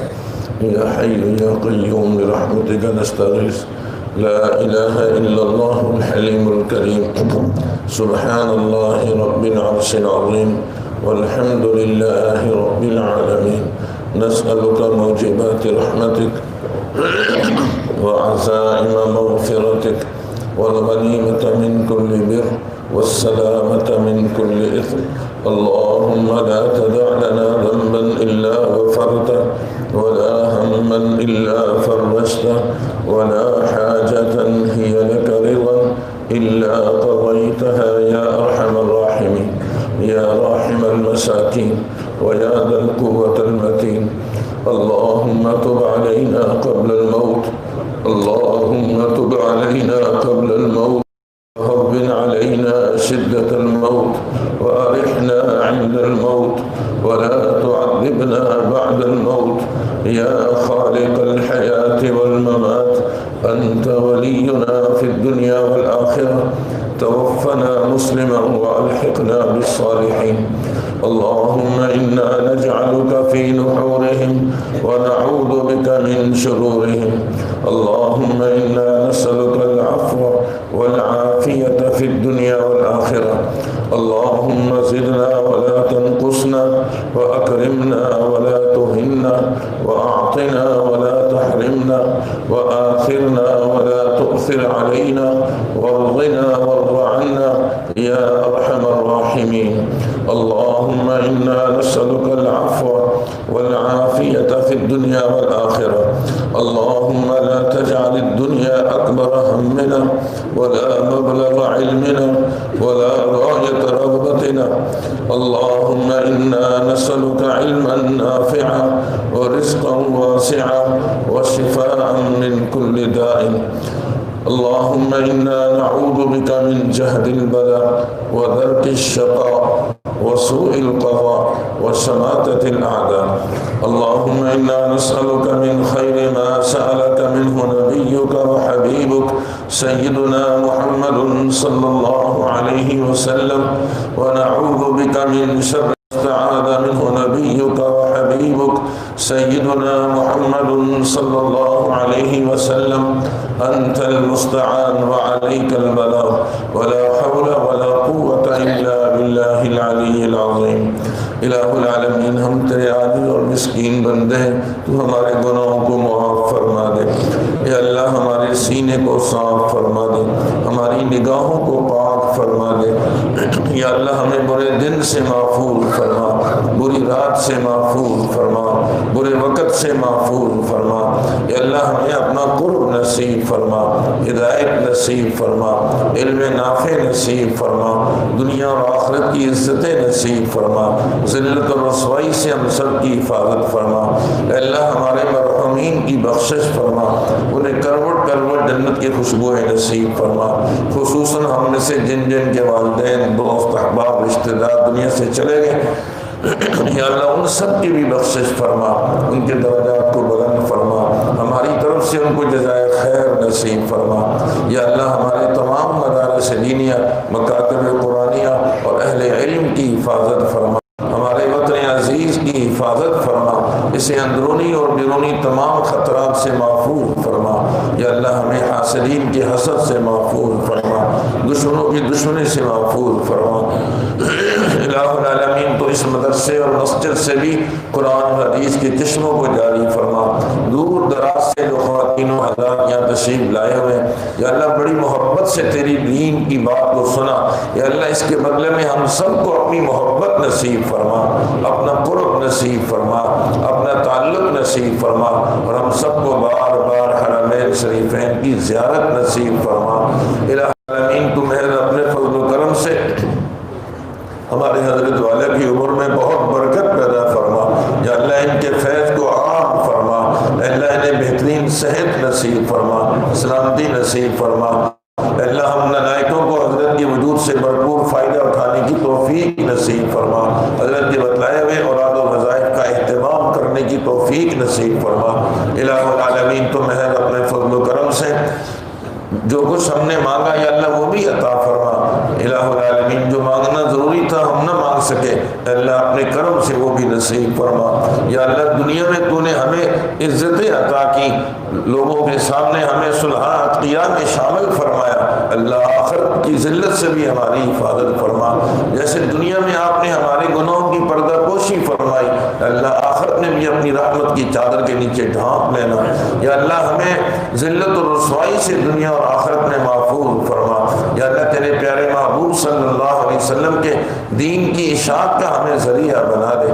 یا اللہ ہمیں بدنامی کا سبب بننے سے محفوظ فرما دے. یا اللہ ہمیں کثرت تلاوت اور کثرت کے ذکر کی توفیق نصیب فرما، موت کی تلخی اور قبر کے عذاب سے محفوظ فرما.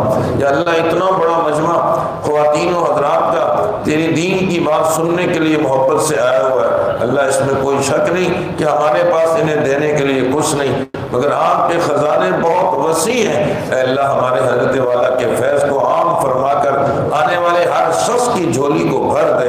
یا اللہ ہر شخص کی جھولی کو بھر دے. مولا کریم ہر شخص کی پریشانیوں کو دور مالی اعتبار سے پریشان ہیں، کاروباری اعتبار سے پریشان ہیں، ان کی پریشانی کو بھی دور فرما۔ جو لوگ اپنی بچیوں کے سلسلے میں پریشان ہیں ان کی بچیوں کے مستقبل کو روشن فرما۔ الہ العالمین تو محض اپنے فضل و کرم سے ہماری دعاؤں کو قبول فرما۔ سبحانک اللہم و بحمدک، نشہد ان لا الہ الا انت، نستغفرک و نتوب الیک، نستغفرک